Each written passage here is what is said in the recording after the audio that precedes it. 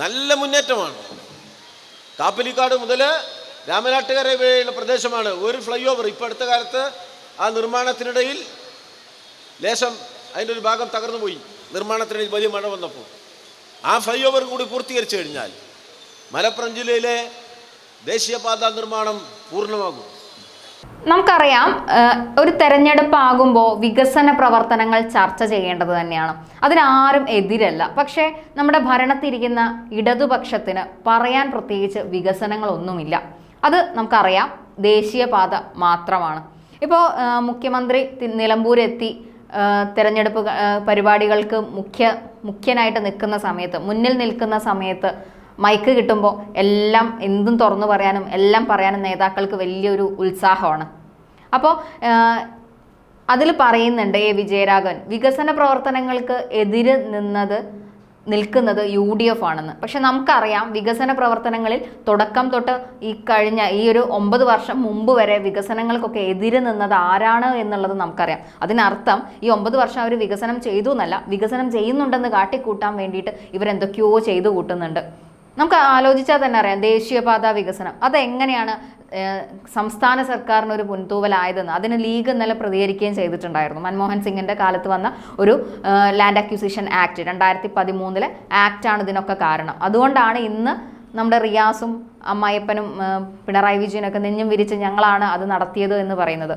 അതിൽ സ്ഥലം ഏറ്റെടുത്ത് കൊടുത്തു, നല്ല കാര്യം, ഓക്കെ, അതൊരു വികസനമാണ്, നടക്കട്ടെ, വികസനം നടക്കട്ടെ. പക്ഷേ ഈ വിജയരാഘവൻ്റെ വാക്കുകളിൽ ഒരു തമാശയുണ്ട്.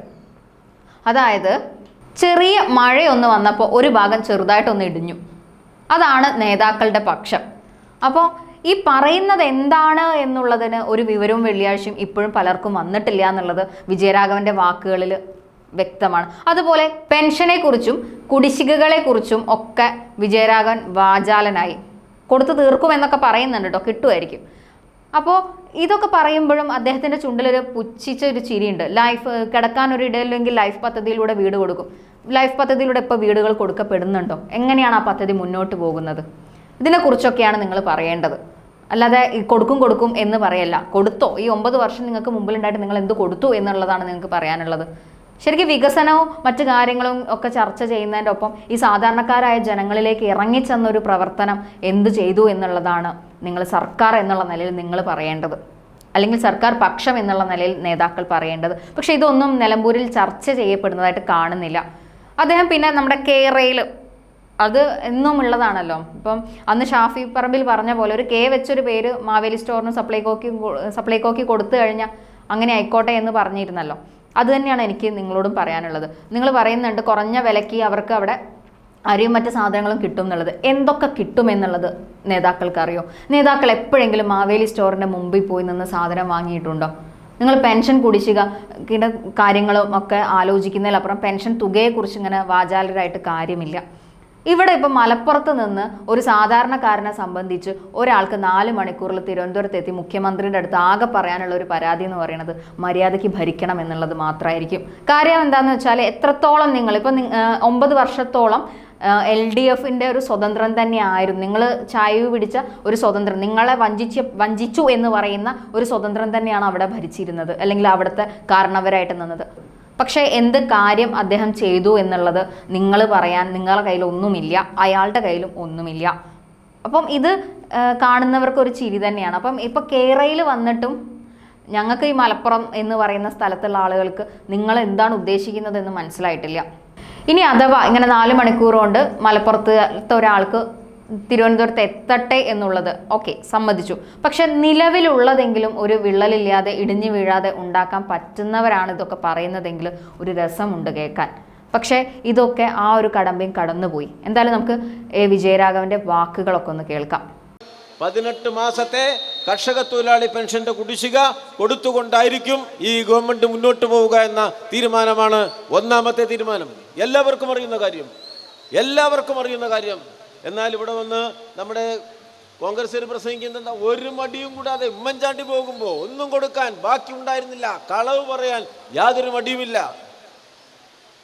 അവാസ്തവ പ്രസ്താവനകളുടെ അടിത്തറയിൽ തെരഞ്ഞെടുപ്പ് വിജയം തട്ടിയെടുക്കണമെന്നാണ് അവരാഗ്രഹിക്കുന്നത്. എല്ലാ നിലയിലും ആവർത്തിച്ച് കളവുകൾ പറയുക. മുഖ്യമന്ത്രിയുടെ വരാൻ പോവാ. ഈ ഗവൺമെൻറ് നടത്തിയ നല്ല പ്രവർത്തനങ്ങളാണ് മുഖ്യമന്ത്രിയും മറ്റു മന്ത്രിമാരും നിങ്ങളോട് ഇവിടെ വിശദീകരിക്കും നല്ല ആത്മവിശ്വാസത്തോടു കൂടി. ഇവരെന്താ നോക്കുന്നത്? ഈ വികസന പ്രവർത്തനങ്ങളുടെ വഴി മുടക്കാനാകുമോ എന്നാണ് അവർ നോക്കുക. ഇപ്പം കേരളത്തിൻ്റെ ഏറ്റവും വലിയ നേട്ടം എന്താണ്? ഈ കഴിഞ്ഞ 3-4 വർഷത്തിൽ നമ്മൾ കണ്ടത് ഏറ്റവും വലിയൊരു നേട്ടം എന്താ? ഇവിടെ വലിയൊരു ദേശീയപാത വരാൻ പോകുന്നു. ആ വലിയ ദേശീയപാത ഏറ്റവും മികച്ച രൂപത്തിൽ ഉണ്ടാക്കുന്നത് മലപ്പുറം ജില്ലയിലാണ്. നമുക്ക് ഏറ്റവും സന്തോഷമുള്ള കാര്യമാണ്. കാരണം ദേശീയപാതയ്ക്കെതിരായി, സ്ഥലമെടുപ്പിനെതിരായി ഏറ്റവും വലിയ സമരങ്ങൾ നടന്നിട്ടുള്ള ഒരു പ്രദേശമാണ് മലപ്പുറം. എന്നാൽ ഈ 650 കിലോമീറ്റർ നീളത്തിലുള്ള ദേശീയപാത ഘട്ടം ഘട്ടമായി പൂർത്തീകരിക്കുമ്പോൾ ആദ്യത്തെ ഘട്ടം പൂർണ്ണമായി പൂർത്തീകരിക്കാൻ പോകുന്ന ജില്ല മലപ്പുറം ജില്ലയാണ് എന്നത് ഏറ്റവും അഭിമാനകരമായ കാര്യമാണ്. നല്ല മുന്നേറ്റമാണ്. കാപ്പലിക്കാട് മുതൽ രാമനാട്ടുകര വരെയുള്ള പ്രദേശമാണ് ഒരു ഫ്ലൈ ഓവർ. ഇപ്പോൾ അടുത്ത കാലത്ത് ആ നിർമ്മാണത്തിനിടയിൽ ലേശം അതിൻ്റെ ഒരു ഭാഗം തകർന്നു പോയി. നിർമ്മാണത്തിനിടയിൽ വലിയ മഴ വന്നപ്പോൾ ആ ഫ്ലൈ ഓവർ കൂടി പൂർത്തീകരിച്ചു കഴിഞ്ഞാൽ മലപ്പുറം ജില്ലയിലെ ദേശീയപാത നിർമ്മാണം പൂർണ്ണമാകും.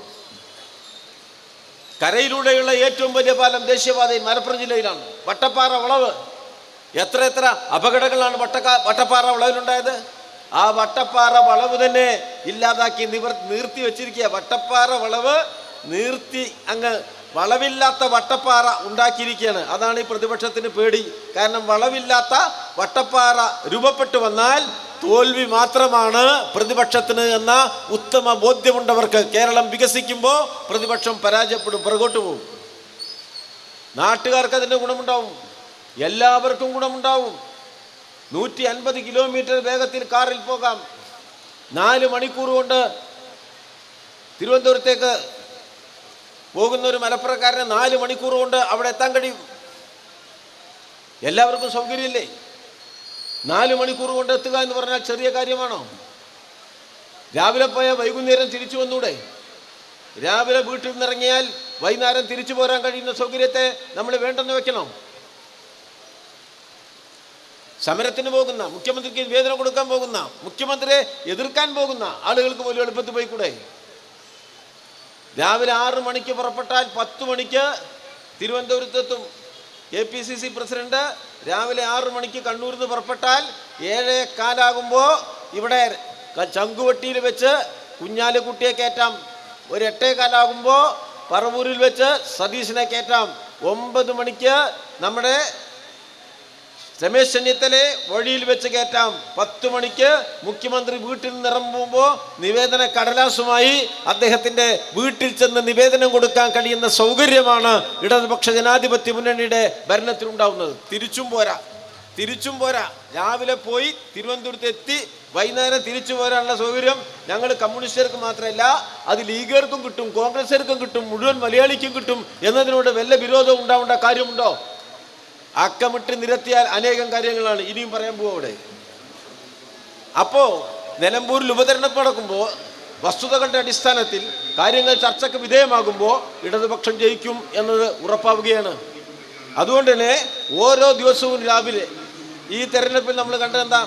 ഓരോ ദിവസവും രാവിലെ ഓരോ വിഷയത്തെ തെറ്റായ രൂപത്തിൽ തെരഞ്ഞെടുപ്പിൻ്റെ രംഗത്തേക്ക് കൊണ്ടുവരികയാണ്. രാഷ്ട്രീയം ഒരക്ഷരം പറയുന്നില്ല, വികസനം ഒരക്ഷരം പറയുന്നില്ല. അവർ പറയുന്നതെല്ലാം കളവുകളാണ് എന്ന് ജനങ്ങൾ തിരിച്ചറിയുകയാണ്. അപ്പോൾ വിവാദം ഉണ്ടാക്കാൻ പറ്റുമോ എന്ന് നോക്കുകയാണ്. ആ വിവാദം ഉണ്ടാക്കുന്ന പ്രക്രിയയുടെ 1-ാമത്തെ അധ്യായമായിരുന്നു, കളവിൻ്റെ പ്രക്രിയയിലെ ഉദ്ഘാടനമായിരുന്നു ഈ നാട്ടിൽ കർഷക തൊഴിലാളി പെൻഷൻ കൈക്കൂലിയായിട്ട് കൊടുക്കുന്നു എന്നുള്ളത്. കൈക്കൂലിയായിട്ട് കർഷക തൊഴിലാളി പെൻഷൻ കൊടുക്കുന്നു എന്നുള്ളതാണ് പാവപ്പെട്ട കർഷക തൊഴിലാളികൾക്ക് ഏറ്റവും വലിയ അപമാനം. ഈ കേരളത്തിൽ മുഴുവൻ പ്രതിഷേധം രൂപപ്പെട്ടില്ലേ? ആരെങ്കിലും അങ്ങനെ പറയുമോ?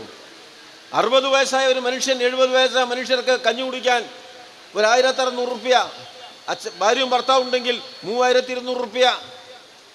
നമ്മളെ സിവിൽ സപ്ലൈസ് കോർപ്പറേഷൻ റേഷൻ കടയും വഴി ചെറിയ പൈസയ്ക്ക് അരി കിട്ടും, പച്ചക്കറി വാങ്ങാം, തലചായ്ക്കാൻ, ലൈഫിൽ വീട് കിട്ടും, സമാധാനത്തോടെ കിടന്നുറങ്ങാം.